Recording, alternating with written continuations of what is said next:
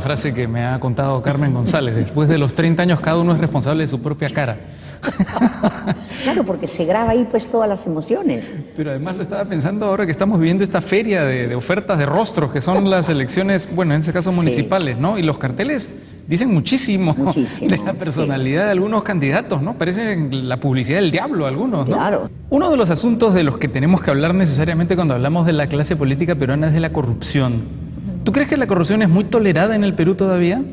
Yo creo que sí, pero sin embargo creo que a partir de haber visto, como somos seres concretos, a partir de que vimos la corrupción en Fujimori y Montesinos, y cuando hemos visto ya los billetes, yo creo que la gente se ha sorprendido, y como somos lentitos para procesar, ya estamos lentamente pero procesando e indignándonos por un lado frente a los corruptos, pero por otro lado también, como somos muy primarios, debe haber habido mucha gente envidiosa o mucha gente que también quiere tener dinero, y de allí yo creo que los sicarios, los criminales son hijos de la corrupción de Fujimori y Montesinos, ¿no? Incluso Orellana también, ¿no? Ahora, si es que es verdad lo que se dice de él, ¿no?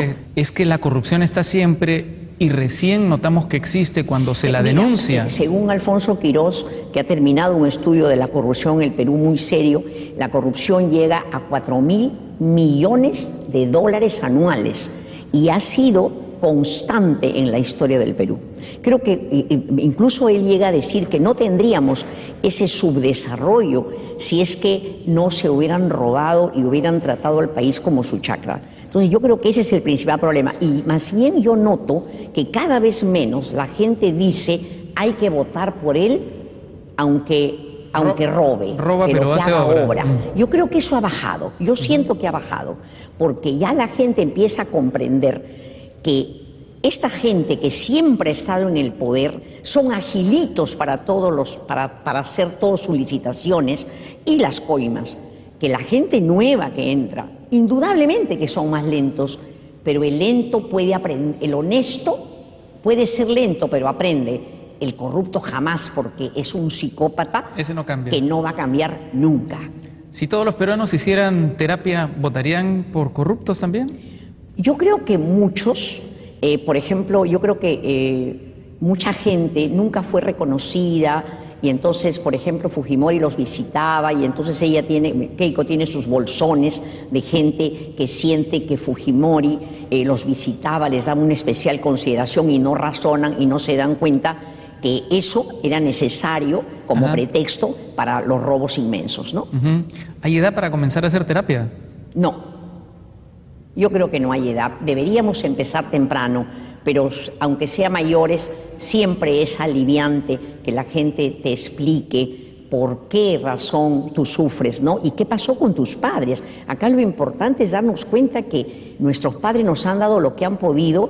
Para mí un ser humano, yo no puedo decir mi padre es bueno o malo, sino que me dio lo que pudo. Pero sí nosotros tenemos que mejorar. Nuestros padres no pudieron mejorar, nos dieron lo que pudieron. Si es que yo hubiera sido la madre de la niña, esta niña Pierina, habría matado a mi hija también. Tuve otros insumos, pero sí, ahora que hay terapias y todo, tenemos que mejorar para nuestros hijos. ¿Tú has hecho terapia con gente mayor también? Sí. Me acuerdo de que una señora, fui a su sepelio el marido, y lloraba, enloquecida, ¿no? Entonces yo le dije, momentito, señora, momentito, está bien que tenga pena, pero usted hace poco llegaba a mi consultorio llorando diciendo que él era terrible. Sí. Entonces está bien que lo eche de menos, pero no se ponga como si hubiera sido un santo tampoco, señora. Me dijo, tiene razón, paró el llanto. ¿Entiendes? Cada vez que imitas los consejos que das a la gente, tu tono de voz cambia. Así. ¿Por qué? ¿Hay un tono de voz especial para dar los consejos? No, es que hablo con mi emoción. Y te voy a contar para que te rías, que cuando estaba en RPP, recién entré, yo estaba hablando, y de repente hablando con el paciente como en un canal emocional, y me decían, doctora, faltan 3 minutos, y me cortaban. Entonces yo no sabía cómo explicarle al operador, pero doctora, ¿qué tiene malo? Es que tiene, y no me entendía. Entonces le dije, esto es como un orgasmo. Entonces, si tú haces un orgasmo, te van a decir, oye, ¿cómo fue la luz? ¿Cuánto fue el recibo? ya le entiendo. Ajá. Recién me entendió y después era gracioso porque decía, no entren, que la doctora está en orgasmo. Entonces, y ahora me hablan despacito, porque de esa manera no me sacan a otro espacio. Ajá. Tú misma comenzaste a hacer terapia relativamente tarde, ¿no? Sí, 35 años. A los 35 años. Sí, tuve problemas con mi pareja y me fui. Y después el doctor Saúl Peña abrió una escuela de psicoterapia que solo salió una promoción y ahí entré. ¿Y a qué edad comenzaste a estudiar psicoterapia? Debe haber sido 32 años, 35 años puede ser. Y después estudié psicología, ¿no? Porque había cosas que no sabía. Para psicoterapeuta, psicoanalítica, no necesitas ser psicólogo. ¿A qué edad estabas completamente formada? ¿A qué edad comenzaste a hacer los talleres? Nunca uno está formada, nunca. Pero digamos que empecé en el año 1970... ¿Qué? 1992. He empezado en el año 1999, por ahí. Ajá. Sí, pero una necesidad, porque Era un problema conyugal que tenías, ¿no? No, pero no solo eso. No, los talleres, digo. Perdón, los talleres fue en el año 2000 casi, 2000, porque los talleres, terapia antes, pero los talleres con público, como ahora tengo, en ese año, porque como la radio creció tanto, porque en mi programa soy líder, felizmente, en mi hora, entonces la gente me buscaba y no tenía cómo hacer, entonces se me ocurrió hacer terapias grupales, ¿no? Hace poco leí a alguien que decía que los dos más grandes genios de la historia eran Einstein y Freud. ¿Tú estás de acuerdo con eso? Sí, estoy de acuerdo, sí estoy de acuerdo. ¿Por qué Freud tendría que ser uno de los más grandes genios de la historia? Porque, bueno, descubrir lo que es el inconsciente, ¿no? Es apasionante, ¿no? Y el inconsciente abarca 90% de la personalidad, o sea que el consciente es solo 10, ¿no? O sea que gracias a Freud nos conocimos un 90% más los seres humanos. Claro, tenemos que conocernos, sabemos que hay un 90%, sabemos que el inconsciente son fuerzas invisibles que te llevan donde no quieres y eso está vinculado a tu infancia, ¿no? Y hay una ley terrible, la ley de la repetición compulsiva.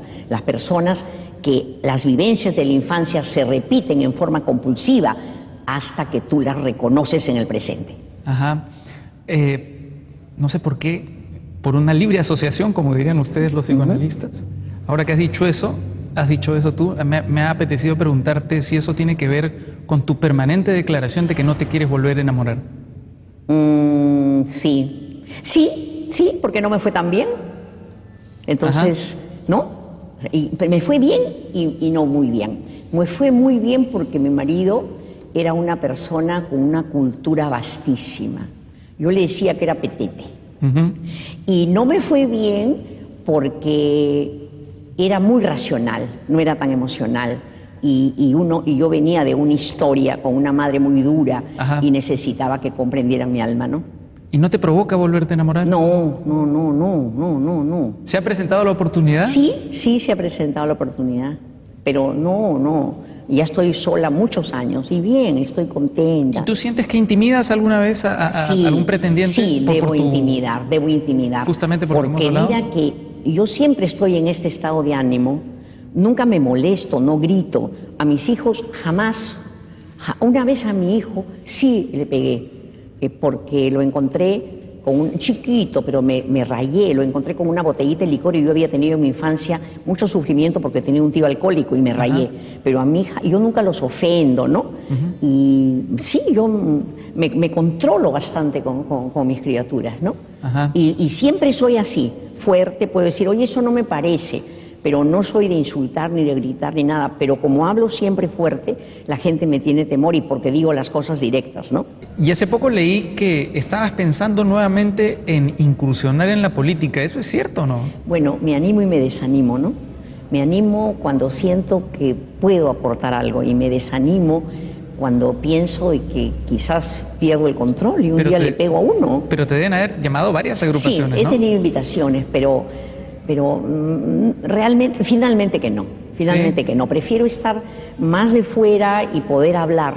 Ahora estoy escribiendo un poco vinculando el psicoanálisis a la política y estoy en Diario 16 escribiendo los sábados y eso me fascina. ¿Y se vienen libros, no?